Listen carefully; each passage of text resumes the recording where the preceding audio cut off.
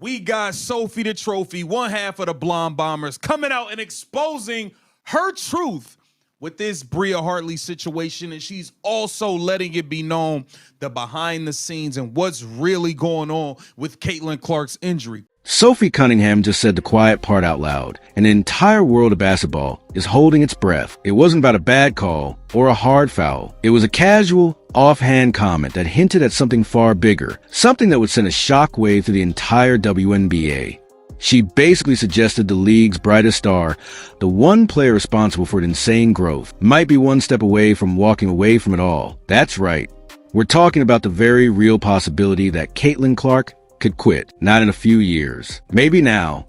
This isn't just drama. This is a warning sign of a league on the verge of fumbling its biggest opportunity ever. And if you think that an overreaction, you haven't been paying attention. Stick around, because what we're about to break down will change how you see the WNBA forever. And make sure you're subscribed for more deep dives into the stories everyone is scared to talk about. Caitlin close. How's she coming along? Dude, I don't know.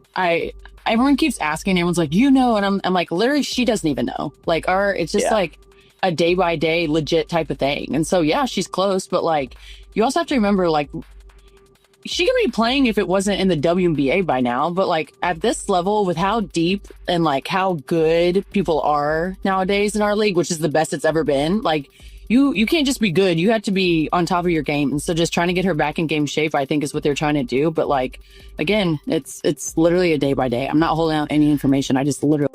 For months, we've all watched the same story play out on repeat. Caitlin Clark steps on the court, and it's like a target gets painted on her back. The hard fouls aren't just occasional. They're a strategy. The elbows, the shoves, the tackles that look like they belong on a football field. It's all become weirdly normal. We've moved beyond simple competitive physicality into a territory that feels intentional.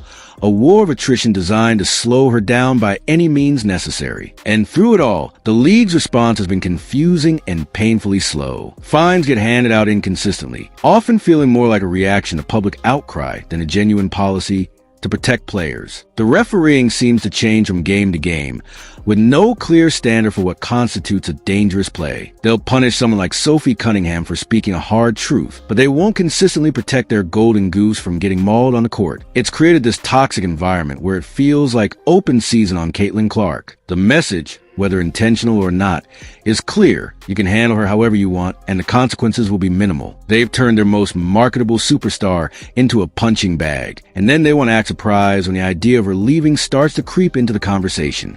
This isn't just about basketball anymore. It's about a fundamental failure to safeguard an athlete who is the key to the league's financial and popular resurgence. Yeah, and she also would be able to play if this was not sumo wrestling, if this was not UFC, if you guys did not play rugby in these basketball games.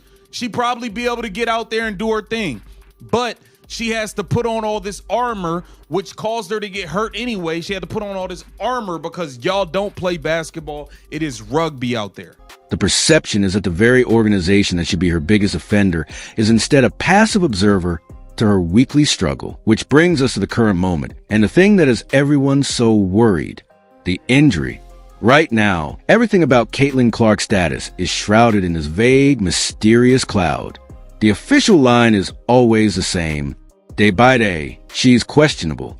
She's evaluating. But for fans, that language is a major red flag, a familiar script that often precedes a much longer, more serious absence. It breeds speculation and concern, making people wonder what's really going on behind scenes. And then Sophie Cunningham, her own colleague, essentially confirmed the worst fears. She said nobody really knows what's going on, not even Caitlin herself, that it's literally a day-by-day thing, which sounds less like a medical diagnosis and more like a holding pattern.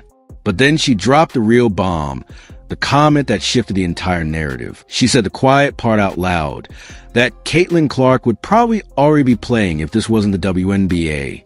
Let that sink in for a second. In any other league, under any other circumstances, with a different level of physical play, she'd likely be suited up and healthy. But the sheer level of intensity and brutality she uniquely faces in this league is what's keeping her off the floor. Look, listen, Sophie, I love you trying to hold it down.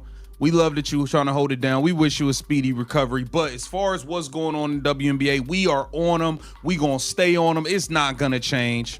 It's not going to change. We're on to their nonsense. It's not just an injury. It's a symptom of a much larger disease.